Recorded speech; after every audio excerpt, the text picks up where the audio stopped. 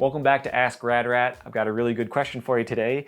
It is from Cody Benson, who asks, is Revive ruining skateboarding? So, for those of you not really familiar with the company, it started with this guy, Andy Schrock. He had a YouTube channel, and he got really popular putting out his videos, like skits and just fun little things. People loved to watch them, and he started to sell merchandise, different little things, and eventually he sold decks. And they sold out, made more, sold out, more. Now he's got a giant warehouse, and he's like a legitimate big skateboard company.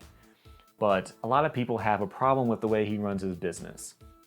So the typical model, look at Almost or someone like that. They have some of the best pros in the world, and they pay for them to, film video parts or go to contests or demos or tours or things like that. But what Revive does is a little bit different. They don't have the best pros in the world. They've got a good team, but they're not really the same professional level as the other brands out there. But what they do is they use them to promote them through social channels. So you'll have people who are popular on YouTube being a pro skater, and that makes sense from a business side because, you want people who have fans to promote your product, of course. Look at a watch company like Breitling. They have ads with George Clooney sitting there with a watch on. It's not that you really trust his word about watches, it's just they're trying to reach out to his fans, right? So having people like Johnny Geiger or Aaron Cairo, they have their own followings on YouTube, so it makes sense to sponsor them or turn them pro, and try to build the business that way. So from a business side, I think that's fine. It makes sense. And it's a skater-owned company, right? So there's no problem there. But I think what people really have a problem with is the fact that they're not really supporting skateboarding in the same way. Their team isn't out there killing demos and world tours and really, making kids want to skate and supporting the industry by making, growing skateboarding and having people want to buy more of different things. But I'm not really sure that that's fair.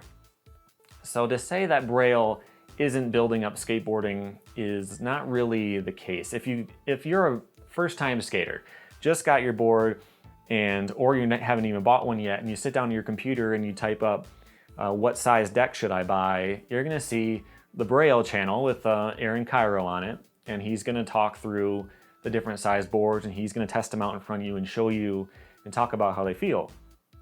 So sure, it's not really a pro video part, but it is still helping people get into skateboarding. So it's just kind of a different market, and I think it's doing its own thing, and I think it has a place in skateboarding. Now, the real problem would be if other companies tried to copy their business model. If major brands started to kick out their pro teams and just film the funny YouTube videos at lunch with their warehouse guys, then that might start to be a problem in skateboarding. But I wouldn't worry about that. Because as soon as a major company starts kicking off their big pros, someone's gonna get them. If Day One Song suddenly doesn't have Almost anymore, someone else is gonna grab them. And then that team that actually still has pros is just gonna be the biggest brand in skateboarding. So I don't really think it's a major problem. I think that he's doing his own thing in a cool way. I think it's smart from a business perspective, and I think they're pretty cool. It's not a brand that I really care to go buy or anything, but I don't think there's anything wrong with them, and I don't think they're ruining skateboarding. All right, my next question is from Gatlin Man, and he asks, what do you think of fingerboarding? So for anyone my age, I'm 28, you probably had a tech deck in middle school and high school. They kind of blew up around the turn of the century. And, they always had this stigma of just being like lame and for posers and all that kind of stuff. There's actually an interview on Jenkem with this pro fingerboarder. He's pro because he sells like ramps and stuff, not because he's a pro fingerboarder. But it's interesting because they're always trying to make fun of him, and in all of his answers, he has to bring up that he actually skates. It's actually kind of funny. So they ask him if you can ever focus a deck. Like if you get mad, do you focus your fingerboard? And he says like, well, the only time you ever break your fingerboard is if you fall while you're riding your skateboard.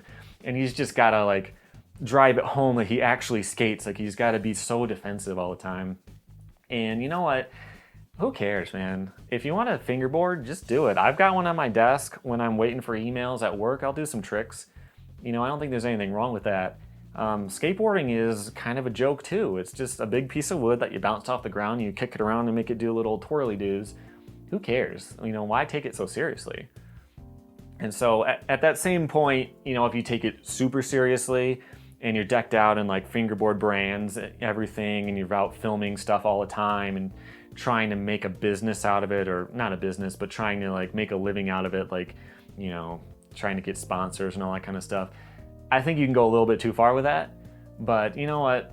About 5 years ago, I started a new job and I would get home after dark.